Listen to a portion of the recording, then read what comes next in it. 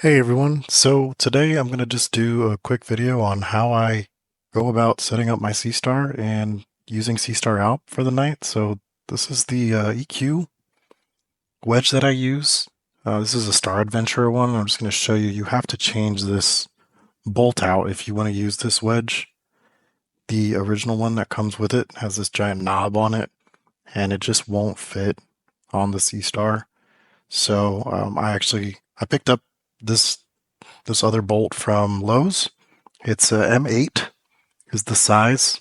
So you can just go to Lowe's, Home Depot, or whatever your local hardware store is if you're, overseas somewhere, and you should be able to find this. But this thing works perfectly, and just screw it in there. And I use a an Allen key to just give it a little tug, make sure it's nice and snug. And yeah, this is how I set up my EQ mode. And let's take this thing outside. All right, so now I have it set up outside. I've got my weights on it. I've got my daughter's boogie board up there blocking that street lamp. You can see that thing is super bright, so I just put that boogie board up there and it doesn't get into the Seestar's scope.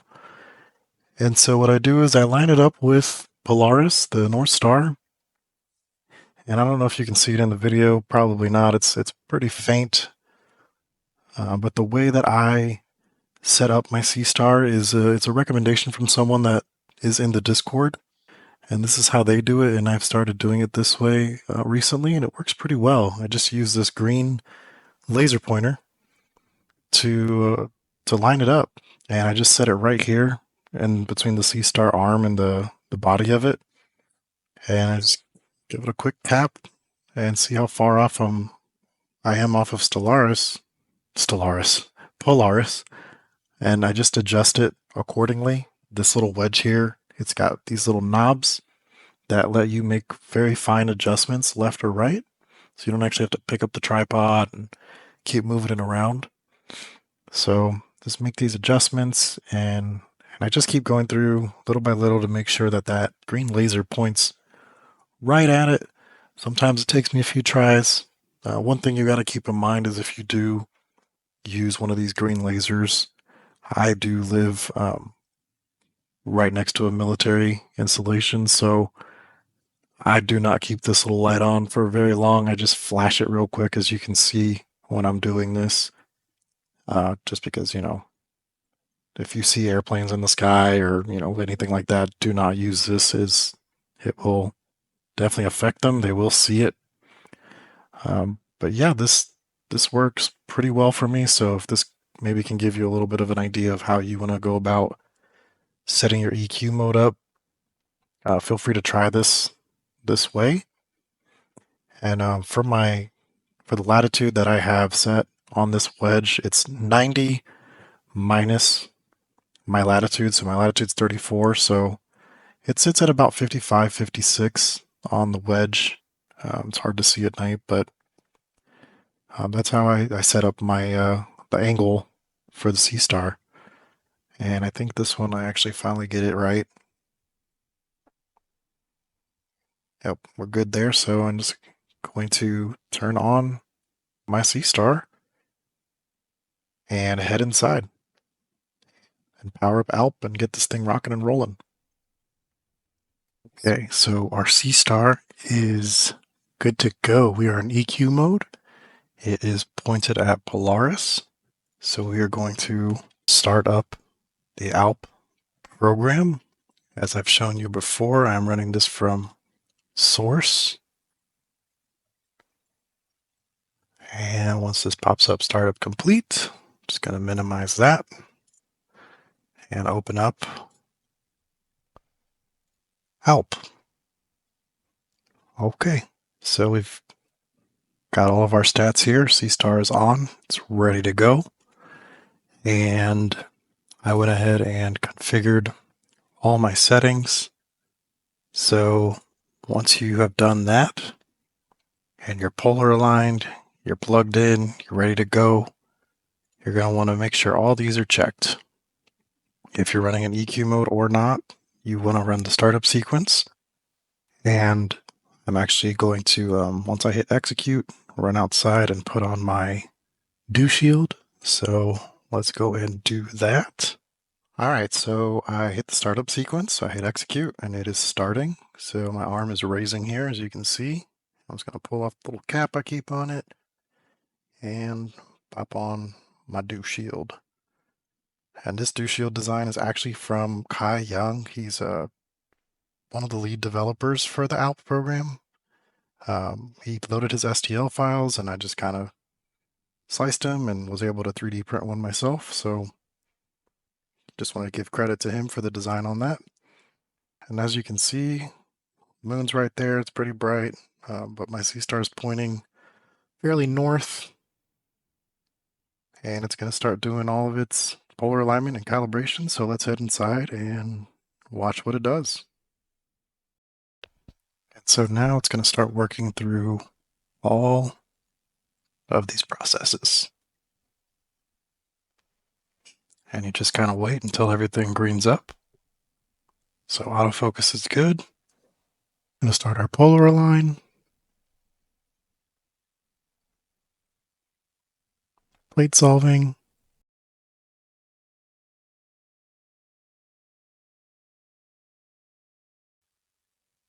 So this will first show that it failed, but it actually didn't. It's meant to go to 99% and then stop. Now it's calibrating the dark frames.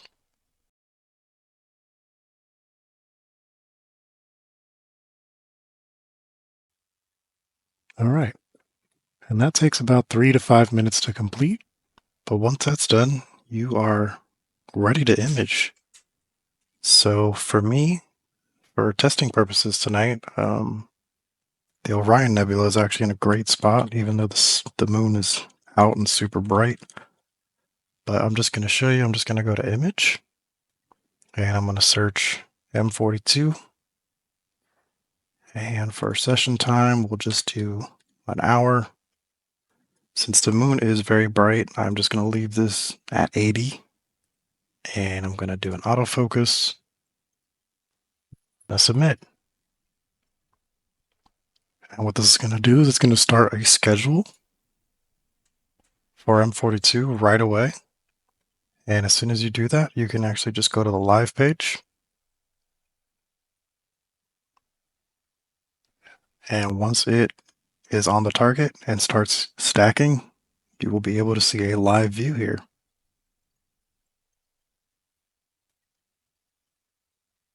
And while that does that, I'll go ahead and show you my settings that I have it put in once I run my startup sequence. So my stack dither interval is at 20. I'm doing 20-second exposures, and then I had it turn on my dew heater as well. So go back to live view. And it looks like it's still plate solving, auto-focusing. All right, it looks like it is now starting to capture images. We'll wait until we get a frame. And our first frame was stacked successfully. Not sure why that's not showing. Let's go ahead and refresh this page. Oh, there we go. That's just one exposure at 20 seconds. So I'm going to go ahead and just let this, I'm going to do a super fast time lapse of the progress of this so you guys can see.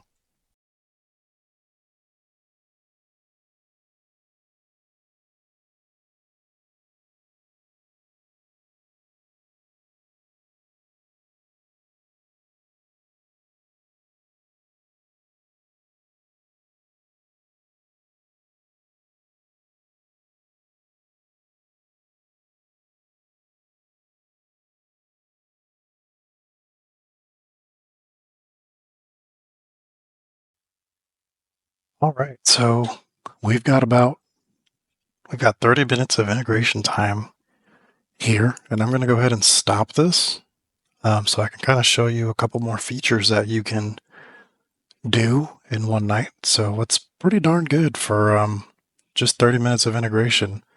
And this is an EQ mode with 20-second exposures. So just to give you an idea of how much better EQ mode and higher exposure times can give you. And I'll probably make a video processing this exact image later on so you guys can kind of see what it can turn into. So I'm going to go ahead and stop this. Yep, I want to stop.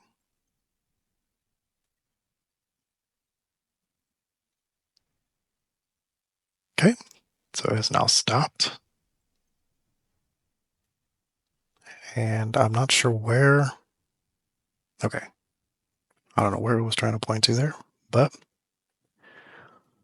go over to the schedule, make sure it has stopped, and you're going to go ahead and clear this. And what I want to showcase now is actually creating a schedule.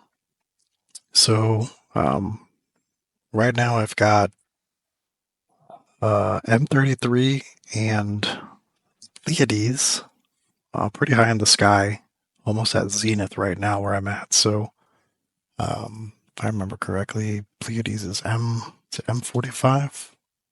Yep, M45. So what I'm going to do here is I'm going to create a schedule.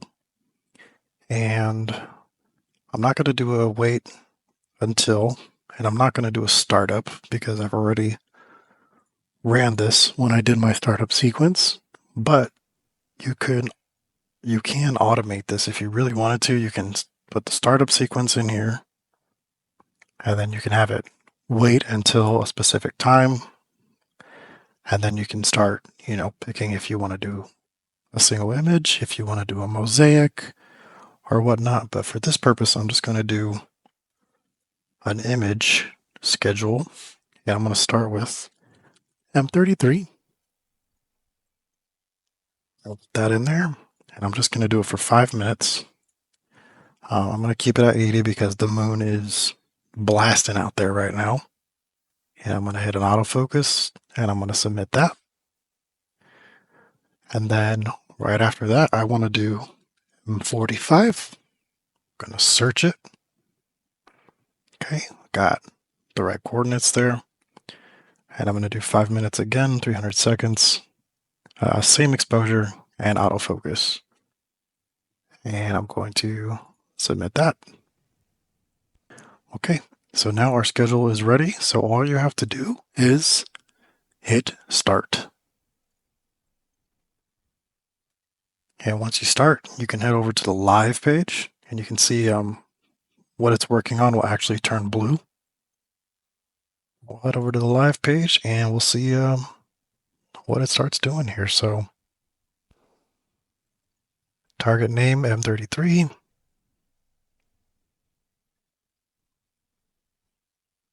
And it's doing its plate solving, it's doing its go-to.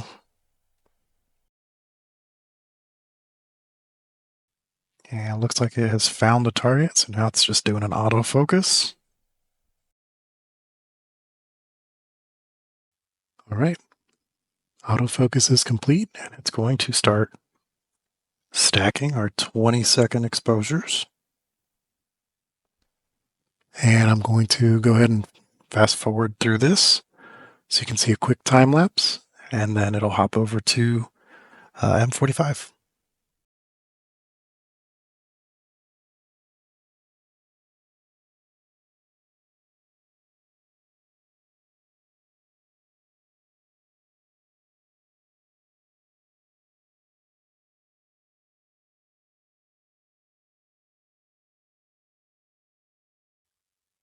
All right, so we're coming up to the end of 5 minutes on target for M33. Getting a lot of failed frames tonight. The moon is not helpful, and also I've got about 15 to 20 mile an hour sustained winds out there, so the little Seestar's holding on for dear life, but it's doing the best it can. So as you can see, it automatically is going to switch targets. So if we go back to the schedule, you can see now it's moved on to M45. And on the live page, it's doing its plate solving, then it's going to focus, and then it's going to start its 5 minutes on M45.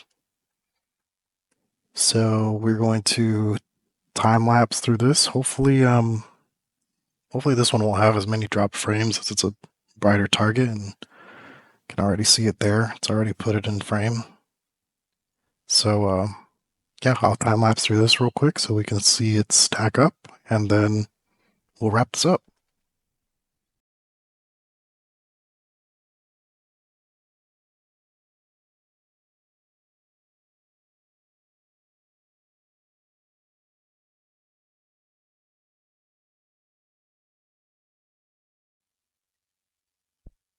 All right, so we're coming up to the end of this one, and you can just see how much the moon affects this. It's crazy. But I'm surprised it stacked as many as it did. So I'm pleased with that. I'm happy with that. So yeah, once this hits the 5 minutes that we set, it's going to stop automatically. It's going to save stacked images.